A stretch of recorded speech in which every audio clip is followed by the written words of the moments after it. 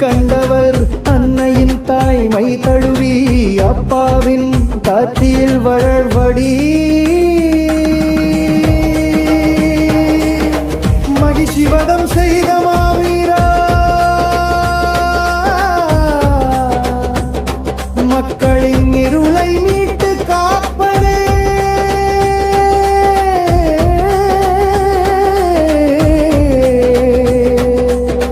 தீயை அழித்து தர்மம் காத்து திகழும் தத்துவ வடிவமே